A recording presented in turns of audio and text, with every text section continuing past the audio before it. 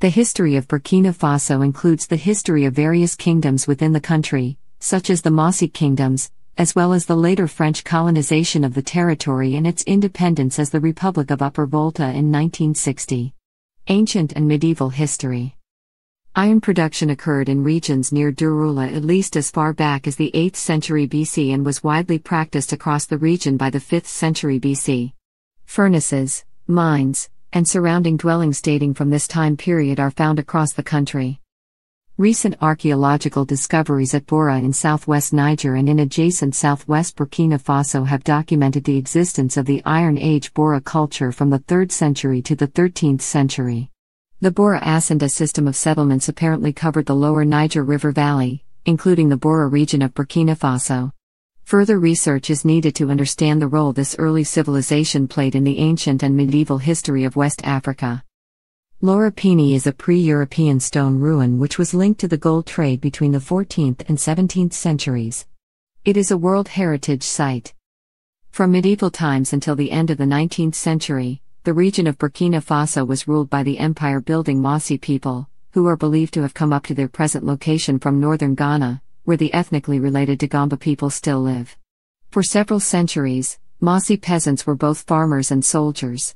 During this time the Moshie kingdom successfully defended their territory, religious beliefs and social structure against forcible attempts at conquest and conversion by their Muslim neighbors to the northwest. French Upper Volta. When the French troops of Kimberley arrived and claimed the area in 1896, Moshie resistance ended with the capture of their capital at Ouagadougou.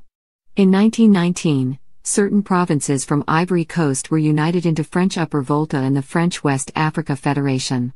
In 1932, the new colony was split up for economic reasons. It was reconstituted in 1937 as an administrative division called the Upper Coast. After World War II, the Moshie actively pressured the French for separate territorial status, and on September 4, 1947, Upper Volta became a French West African territory again in its own right.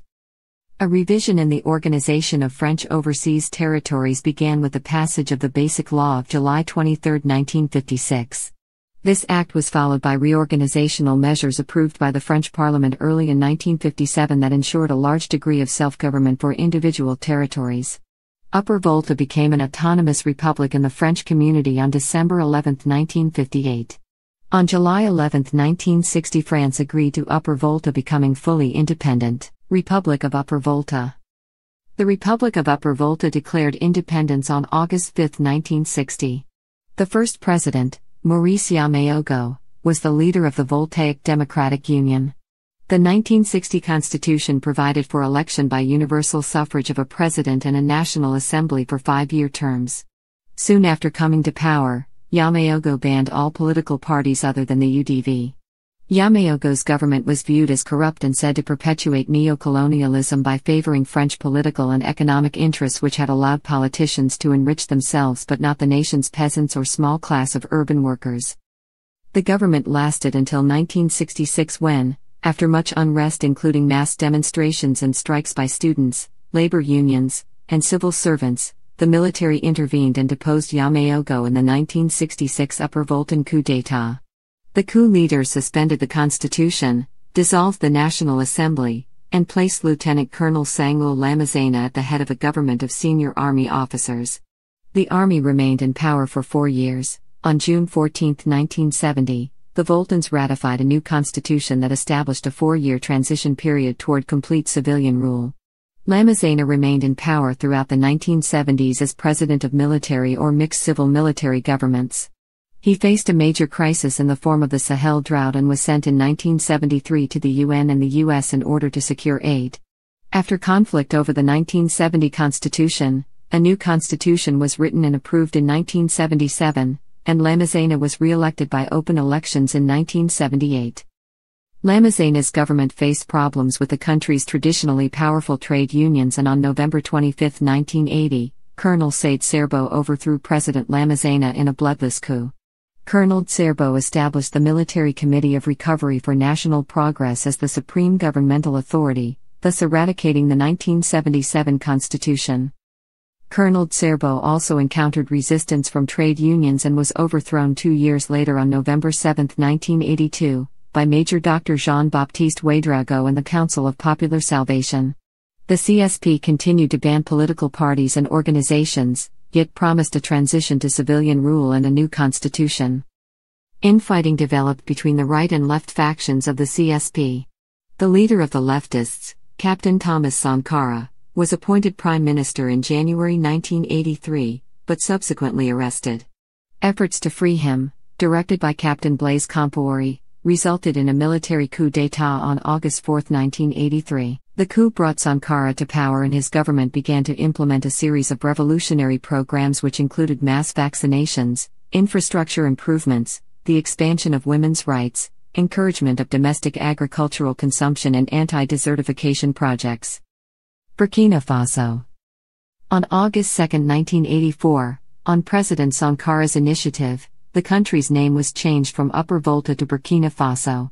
The presidential decree was confirmed by the National Assembly on 4 August.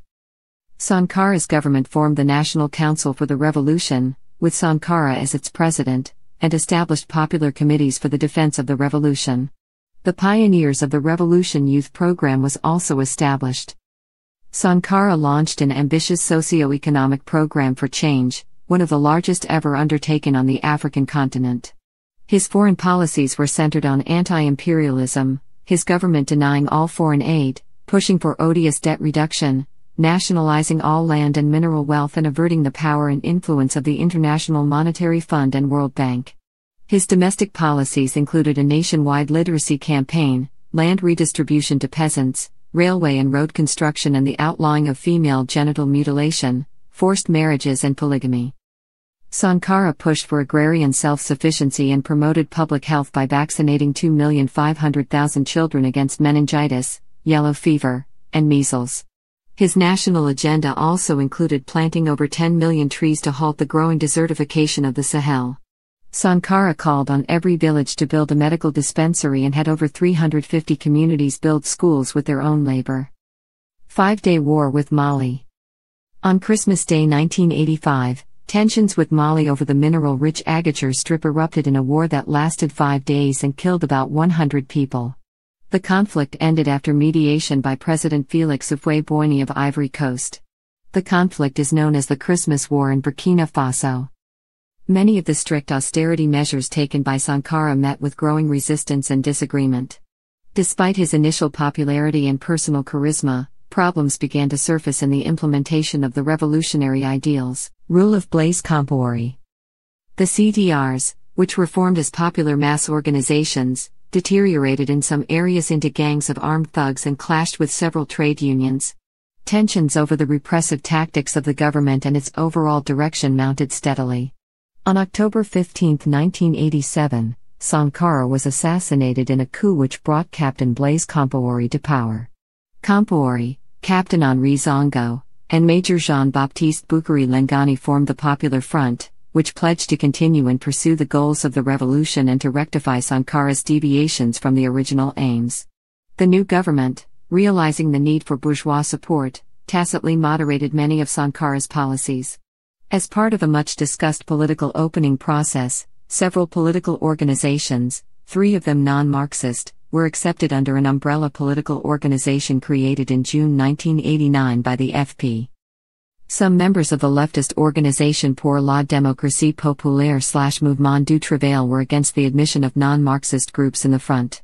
On September 18, 1989, while Compaoré was returning from a 2-week trip to Asia, Lengani and Zongo were accused of plotting to overthrow the Popular Front. They were arrested and summarily executed the same night. Compaoré reorganized the government, appointed several new ministers, and assumed the portfolio of Minister of Defense and Security. On December 23, 1989, a presidential security detail